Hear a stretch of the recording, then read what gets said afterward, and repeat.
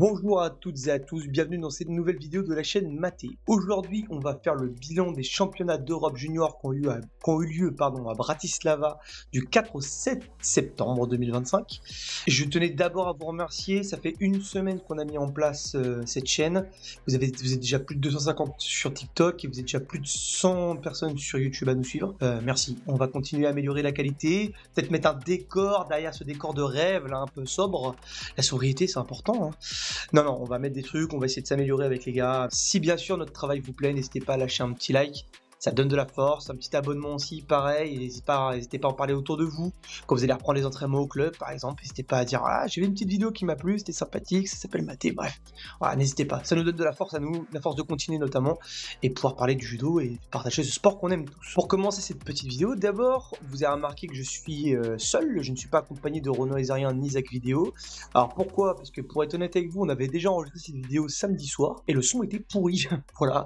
Donc on s'est mis avec les gars, on s'est dit avec les gars on va réenregistrer cette vidéo et au final on n'a pas eu le temps, mais vous allez pouvoir retrouver la vidéo des gars, une petite vidéo bilan rapide sur 3 points, c'est une chose qu'on a emprunté à RMC Sport et Afterfoot pour rendre à César ce qui est à César, et donc voilà, on va faire 3 points, donc des points négatifs ou des points positifs sur la compétition, et vous allez pouvoir entendre celle des gars, donc celle de Zach et celle de Renaud Ezarien. Je vous les mets tout de suite. 3 points marquants de ces championnats d'Europe.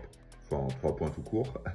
En 1, le manque de communication et de visibilité de la Fédé. Pas assez d'infos, pas assez d'images. Une seule possibilité de voir ces championnats d'Europe, c'est avec une application payante. Pas ouf, j'avais fait exactement le même point sur les championnats du monde cadet. En 2, le résultat de la sélection italienne qui a été tout simplement incroyable. Première nation européenne. De mémoire, ça n'a pas dû arriver souvent. Et en numéro 3, j'ai envie de dire, la masterclass de nos Français. Même si c'était attendu. Oui, c'était attendu. Quand on regarde les noms qui étaient affichés et la saison qu'ils ont fait, on ne tombe pas de nos chaises. 3 points qui ont marqué les championnats d'Europe pour moi. Donc en numéro 1, on en a parlé et je rajoute encore, on remet encore dedans, c'est les manques de communication sur ces championnats d'Europe. Il fallait aller sur Judo TV, etc. pour regarder les championnats d'Europe si vraiment tu voulais les regarder. Sinon, c'était très compliqué. Ensuite, en numéro 2 et 3, donc ça va être les cadets et les seniors.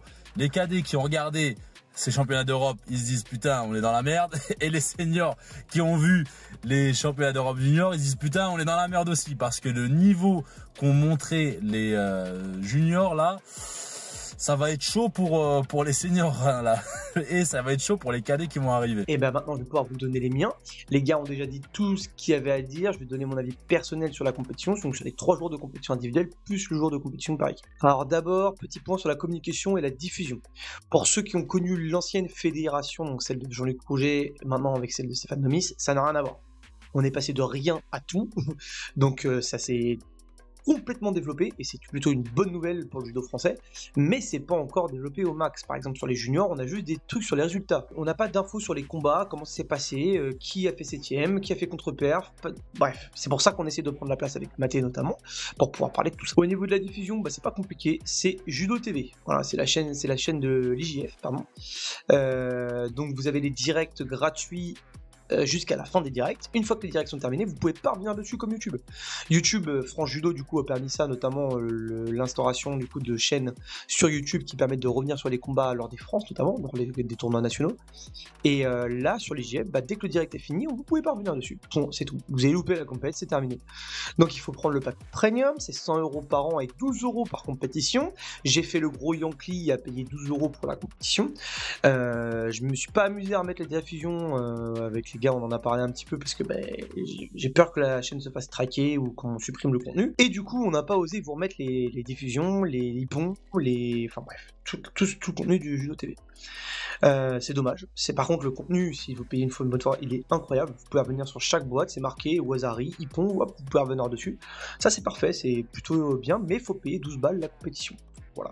Petit point négatif par rapport à ça, par rapport à la communication et les diffusions. Et du coup, ça va enchaîner sur mon deuxième point, transition magnifique, incroyable. Ce deuxième point, c'est la notoriété de nos athlètes, performance de malade mental, et en fait, personne ne les connaît, quoi.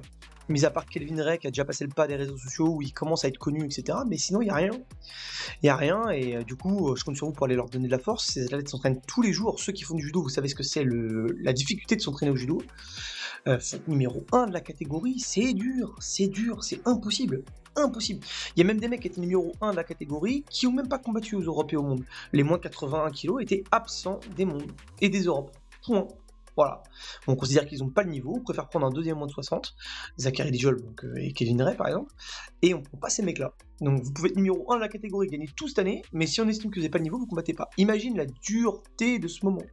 Imaginez juste ça.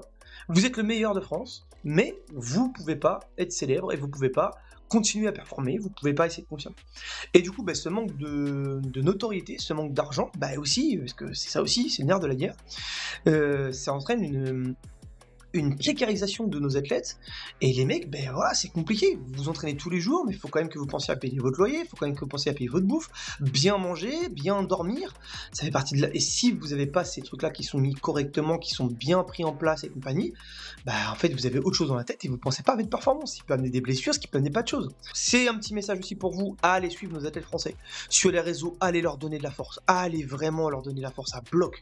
C'est important pour qu'ils puissent vivre dans leur passion, vivre dans leur métier et nous faire partager des émotions. C'est ça qu'on cherche. Et on arrive du coup sur mon troisième point, transition au carré, incroyable, magnifique. Nos athlètes français ont du talent. Nos athlètes français ont du talent. Techniquement, c'était propre. Ouchi, Ushimata, Osoto, Kouchi, Deashibarai en cercle incroyable, Morote, Ippon, Kata, Sode, Sumigeshi, Uranage, on a vu toute la palette technique de nos athlètes français, incroyable. Et par rapport au niveau global européen, je trouve que c'est moyen le niveau global européen. Au niveau technique, je parle, bien sûr, c'est des athlètes, les mecs physiquement, ils sont capables de tenir des combats de 12 minutes, c'est incroyable.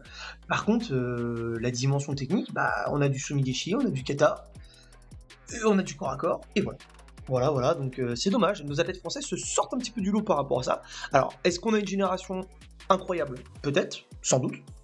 Maintenant, est-ce que notre système français, on l'entend beaucoup, Zach et moi on est profs, on l'entend beaucoup, que nos systèmes techniques, le système français, voilà, est un peu à bout de souffle, mais est-ce que c'est pas ça notre patte? Est-ce que dès l'instant où les mecs sont bien placés sur les mains, dès l'instant où physiquement ils sont bien mis, etc., bam, ça bombarde dans tous les sens. Peut-être même trop généreux, on va en revenir sur certains combats notamment. Petit point positif, pour nos athlètes français et françaises qui ont été monstrueux techniquement et qui ont montré l'exemple, et c'est très agréable à regarder, ce qui rend le spectacle télévisuel. On cherche aussi, en ce moment, je trouve sur la fédé, sur l'arbitrage, tout ça, on cherche des moyens de rendre le judo télévisuel, mais ça rentre peut-être par ce spectacle en fait. Le fait que dès que les mains sont posées, techniquement ça part dans tous les sens. Et c'est ça qu'on cherche, c'est ça qu'on veut. Les highlights sur YouTube, c'est ça. Voilà. Donc plutôt intéressant de ce côté-là. Voilà mes 3 points. Sur la compétition, le bilan est simple. 2 médailles d'or, 3 médailles d'argent, 5 médailles de bronze, 2 places de 5e, 2 places de 7e. Plutôt pas mal, sachant qu'on avait tous nos athlètes engagés quasiment, donc sauf dans certaines catégories comme je vous dis. Donc bilan plutôt positif de ce côté-là. On termine deuxième meilleure nation. Alors la première nation c'est l'Italie qui a fait une grosse perf de fou et qui place 4 médailles d'or alors que nous on en a que 2. C'est l'Italie avec 3 médailles d'or féminines et 1 masculine, donc 4 titres au total qui passe première nation devant nous. Et comme tout à l'heure je voulais spoiler un petit peu, on prend le titre par équipe mixte, donc vraiment bien, bravo à nos Français et nos Françaises. Alors je vais pas vous refaire journée par journée, judoka par judoka, parce que c'est une vidéo qui restait un peu longue. Vous pouvez retrouver sur nos shorts et sur nos TikTok les journées par journée, athlète par athlète et ce qui s'est passé dans les combats. Comme je vous l'ai dit, c'est une vidéo bilan, donc on va faire un bilan de nos Français. D'abord un bilan au point de vue technique. Tactiquement, nos Français ont été très solides. Sur les mains, c'est assez intelligent, ça va choper les manches rapidement, ça monte pour aller chercher les points forts tout de suite. Exemple, monter sa main droite tout de suite pour aller chercher les Ushimata. Les schémas d'attaque sont précis et au point. À chaque fois, vous pouvez regarder n'importe quel combat de nos Français, dès que les mains sont posées, ça actionne et c'est parti tout de suite. Il y a zéro question à se poser, ça envoie. On remarque des schémas d'attaque chez les filles notamment, avec des Uchi, des Ushimata, des Osoto, des Ashibarai, des Kosoto.